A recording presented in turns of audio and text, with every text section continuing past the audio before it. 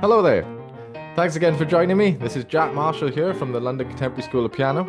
And on this video today, I'd like to talk to you about improvisation, specifically blues improvisation, and how you can use two different blues scales to help you solo through an entire tune. So the world of improvising, of course, covers more than just two blues scales, and I certainly plan on covering more in-depth techniques in future videos, but I think for this one, this is just a good way to get you started and give you a bit of a framework to step off from. So if you are enjoying this video and finding it useful, please do feel free to check out the rest of this channel. There's quite a good few videos on there from myself, as well as some of the other fantastic coaches that we have here at the LCSP. And also feel free to check out our website at contemporaryschoolofpiano.com to find some resource packs on there that you might find handy as well. Okay then, let's talk about improvising. Let's start with just covering what the actual notes of these scales are. I'm going to be referring to these two scales as the major blues and the minor blues scale. And I want to show you how to find these in any key quite quickly. So there's a bit of a formula to it, and I'll just show you the major blues one first. So, quite simple. If you know how to find a pentatonic scale, which is basically the first, second, third, fifth, and sixth note of any major scale. So we'll be using C as an example. And so that would be the C, D, E, G, and A which is a major pentatonic scale in C. And the only difference between that and the major blues scale is that you're going to include the flat 3 with it as well. So that's the full scale.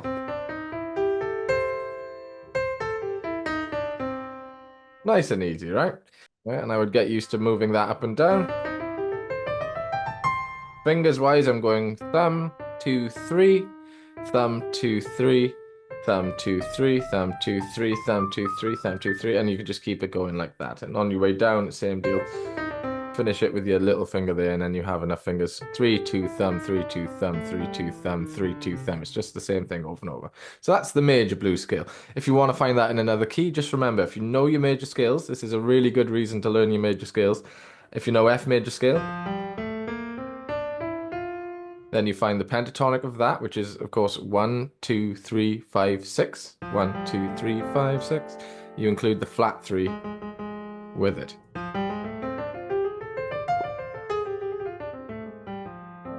Right, nice and easy. So that's the major blues scale. The minor blues scale, pretty straightforward as well. It's a 6-note scale, just the same as the first one. And this one, it goes like this. You're gonna play it with your thumb, and you're going to move up to the minor third, to the 4, to the sharp 4, to the 5th, to the dominant 7, to the root again. And that's the whole thing. So all together, looks like that. Thumb 3 works a lot for me. Thumb 3, thumb 3, thumb 3, thumb 3, thumb 3, thumb 3. It depends on the line you're going for. You won't be able to just work with these 3 fingers. So those are the 2 scales. And as I said, just get used to playing up and down these before you put them through anything. Just kind of get used to your fingers moving. And you just feel a bit comfortable working that scale, working the 2 scales. I'm going to be using a backing track to help me with that, and I want to show you something that you can do in your left hand quickly to help play some chords underneath you whilst you do this. All you have to do is find the correct starting shape. So as I said, we're going to be working in C, and we'll be using a 12-bar blues in C. And the first thing you're going to want to do is find the 3rd and 7th of C. So the 3rd of C is E, and the 7th B flat. And those are the 2 notes. Now, if you can get that right, no matter what key you're in, then you're set to go, because all you have to do when moving to the different keys is pivot from this position. If you're starting in C, I'll just play a bass note here. And if you know anything about blueses, the next chord will be moving to the 4th chord, so that is going up to F. And all you have to do with these 2 notes here is pivot it down 1 semitone each. Where you've gone from a 3rd and 7th here, by dropping it a semitone each, you've now hit the 3rd and the 7th of the next chord. And then you return to C. And then when you move to the 5 chord, you do exactly the same idea, but you move both of these notes up a semitone each. Here we have now the third here and the seventh here of the fifth chord. You can have different structures of different blueses, but we're going to be working with a fairly simple one. And that's how you move between the three of them. You move from the first one. If you want to move to the fourth chord from there, you move it down a semitone each. And if you want to work to the fifth chord, so the G, you move it up a semitone each. Really nice and easy, right? So let's just start, first of all, by getting that left hand moving to a backing track where we're playing a 12-bar blues and we're just pivoting from these shapes.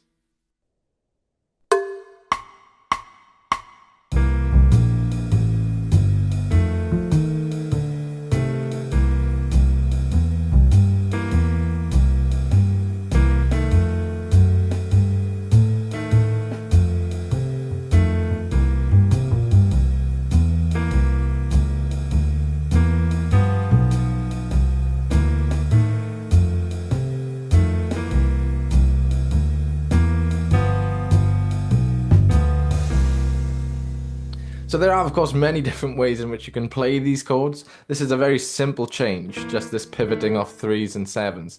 And of course, you don't have to just hit it for the entire 4 beats for each bar either. You can do more comping patterns, but this is just to give you something to get started. So then, let's start working with these scales. I'm going to use the major blues scale to start with. And all I'm going to do, I'm going to take my left hand out of this for a moment, just so you can see this clearly. And I'm going to be working up and down the blues scale from C to C. And I'm going to be doing this in crotchet beats. So that's just for the beats of the bar, I'm going to be matching that with my right hand. So let's just do that to start with.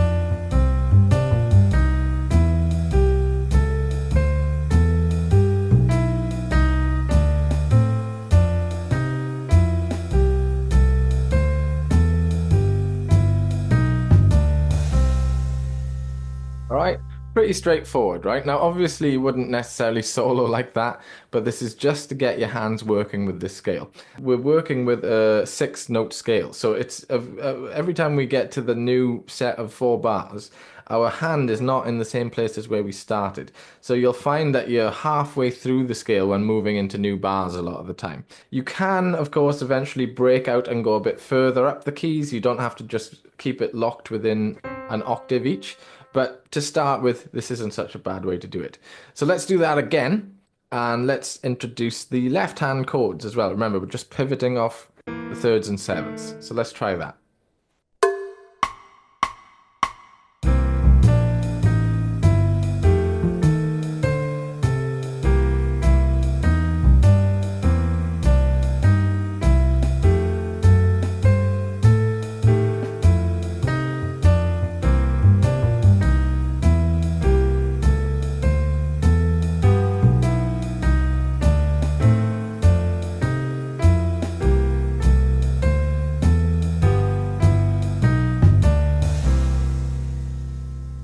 Again, right? So this will feel a little bit robotic when you do this to start with, but we're just getting our hands used to this.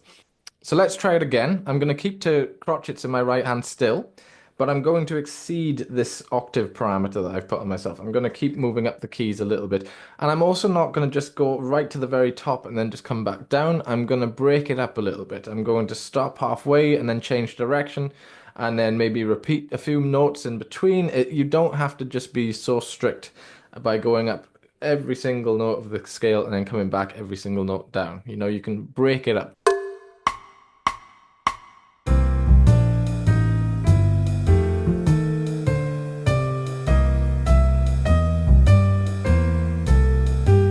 Back up. Coming down. Back on the notes.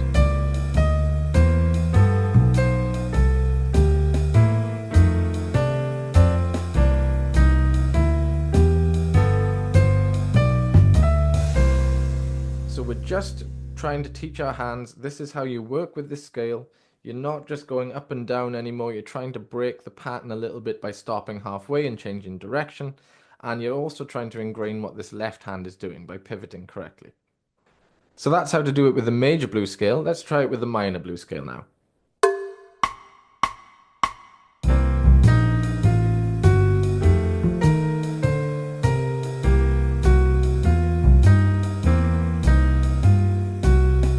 Keep going up.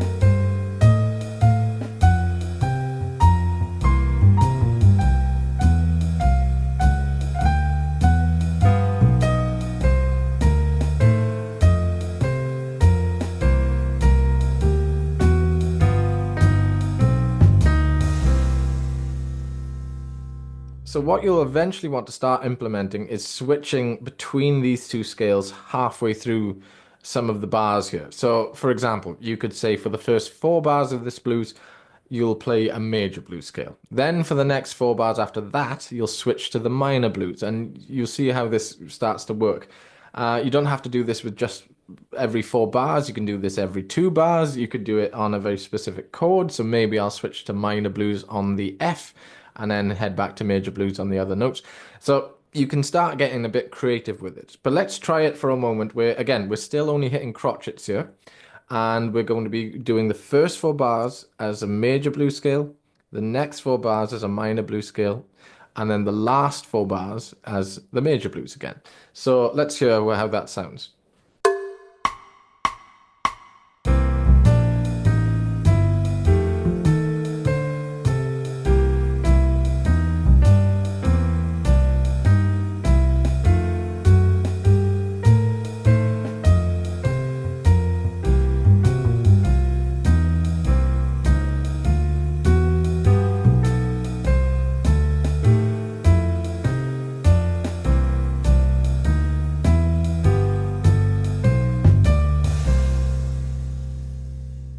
Eventually, your hands start to understand what you're asking them to do, and it's a very good way to start flipping in between 2 different scales. So at the moment, we haven't moved it all away from crotchets yet. So let's change that. Let's move away from just hitting every single beat and start introducing things like quavers and maybe even triplets to this. So I might just take my left hand away again just to simplify this. And this time, instead of just hitting it every single beat like we have been with the crotchets, I'm going to be hitting quavers. So this is on the beat and off the beat. So there'll be 1 and 2 and 3 and 4 and 1 and 2 and 3 and like that. I'm going to extend my parameters a little bit here. I might work with the first 2 octaves of C because we'll be hitting more notes at this point. And again, you can just work with this moving up and down routinely like we did before. Or if you feel a bit more confident, you can start, breaking the pattern and changing direction halfway through. You're just trying to ingrain how your fingers work with this. So let's just try this now then. Same 12 bars, just the right hand, major blues scale, using quavers this time.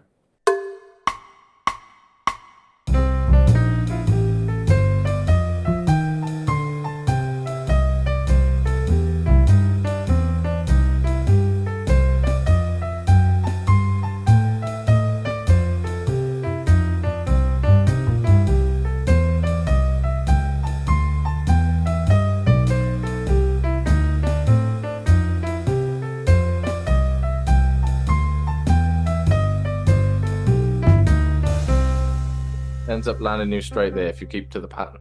But yeah, so we'll try that again now with the left hand. Okay.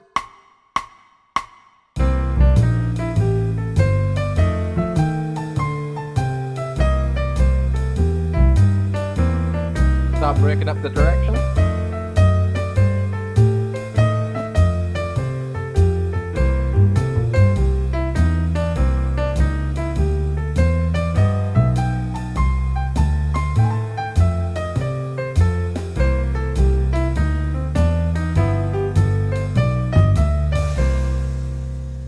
So I know what some of you may be thinking up to this point. This doesn't sound like how I would want to improvise when I'm playing a blues like this.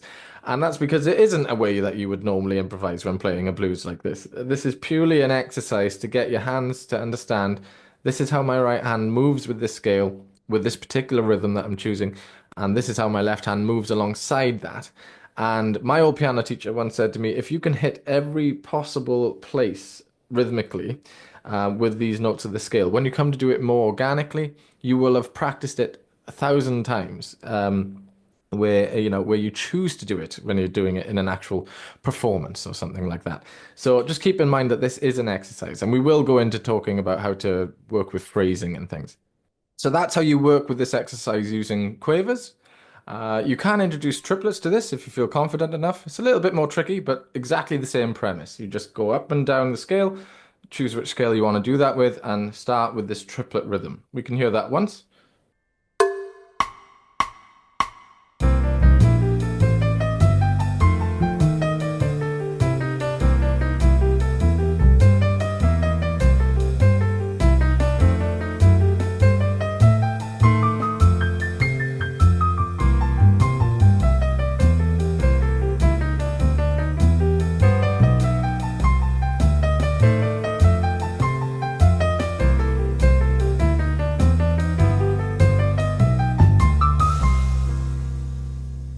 So it works in the same way. So what I would really encourage you to do when you're working with these different scales is to be a little bit creative with how you're going to set up your practice. So you have two blues scales that you're working with, the major and minor blues scale. And you have, say, three different rhythmic variations. You have crotchets, you have quavers, and you have triplets. And the idea is that you can mix and match these on a certain part of a tune. So we're using a blues scale, 12-bar blues at the moment, but you could do this on a jazz standard. It really does work the same way. And the idea is, say, for example, you could say the first 4 bars, you're going to hit the major blues scale in crotchets. And then the next 4 bars, you're going to hit the minor blues scale in quavers. And in the last 4 bars of this 12-bar blues, you'll hit the major blues scale again using triplets. You don't have to do this in groups of 4 like I've been doing. You can do it in different places where you choose, but it's a good thing to start working with these scale changes and rhythmic changes.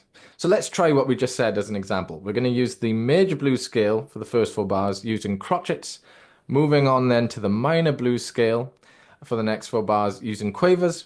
And then for the last 4 bars, we'll go back to the major blues scale, but this time we'll use triplets.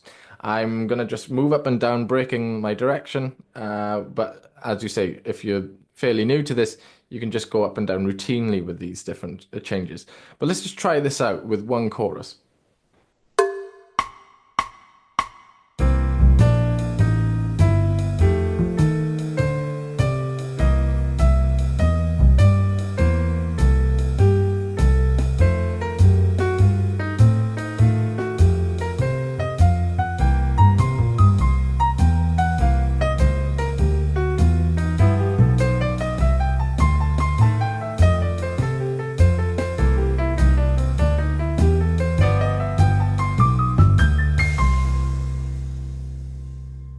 I'd really encourage you to start mixing and matching between these different rhythms as well as the different scales, of course. And so you're being quite specific about when and where you change. I know this isn't quite the same thing as when you're organically improvising and you're not particularly sure what you're going to play until you play it, which is totally fine. But for this kind of exercise, I recommend you being quite deliberate, choosing where exactly you're going to do what scale and what rhythm, and see how well you can hit it. So how do we move away now from sounding like we're working through an exercise to actually sounding like we're improvising? Well, in truth, we could probably do an entirely new video on that subject. In fact, that might not be such a bad idea. But I'll give you a few ideas in which you can think about before we leave. Thinking about phrasing and thinking about motif is a very effective way to approach a solo. So having like a line, a specific line that you're using, like, oh, I don't know. That's a very simple line there. I just use it from the notes of the minor blues scale. I could make that work for an entire chorus, or maybe even two.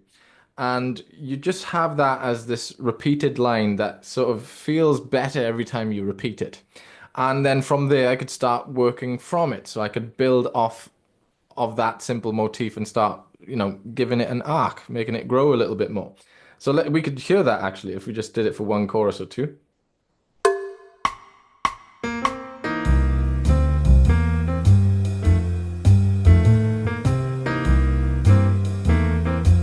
Take up an octave.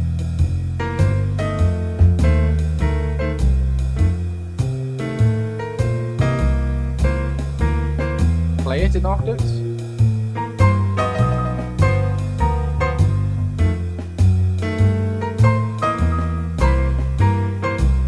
Throw the line.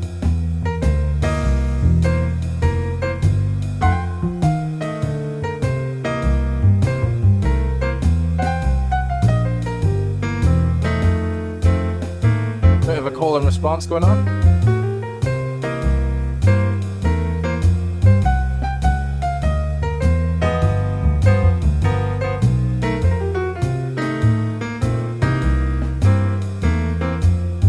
See? So that's like just a way in which you can take a small piece of information and make it work over a number of choruses if you wanted to. Remember to breathe between some of these lines as well. I know this kind of contradicts this entire video where we've just been playing continuous notation, but when you actually come to soloing properly, sometimes the notes that you leave out are just as effective than the notes that you put in. One thing that really helped elevate my own improvising was starting to incorporate more than one note from the scale I'm using. So if I had a phrase that was going, I would try and find moments of that phrase where I could add more notes of that same scale.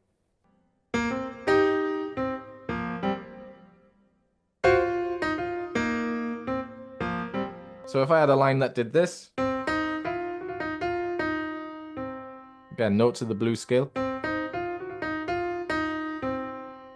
I could ring out a C on top.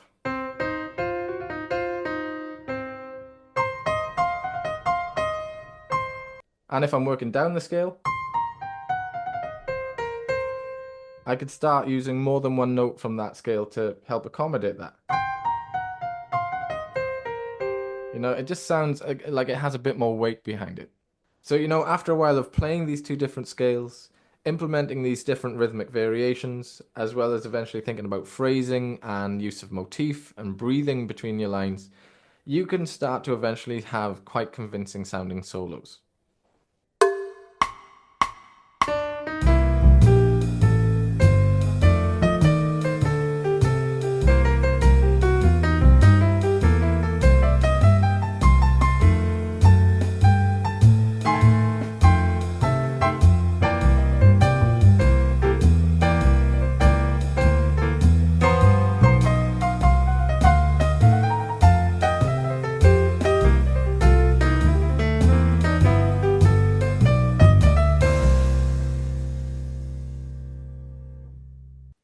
So there we go, a few different ways in which you can make use of those two different blues scales. So as I've said in a few other videos, it's a really good idea to put these things through their paces. So get used to transposing these in a few different keys. So get used to finding the correct notation for a certain key, as well as messing with the tempo. Increasing the speed or slowing it down even is a really good way in just getting used to moving this stuff around and getting you a bit more equipped. Also, just to mention, if you'd like to work with the backing track that I've been using during this video, so that's the bass and the drums using the chords of this blues, head on over to our website at contemporaryschoolpiano.com, mention this video, and we'll send you a resource pack with the backing track included, as well as the chord chart that we used. Also, just to say before we finish, if you are interested in some jazz coaching, either by myself or one of our team, then head on over to the website and drop us an email. Thanks very much for watching this video. I hope you found it useful. Let me know if you did, and I look forward to seeing you on the next one. Thank you.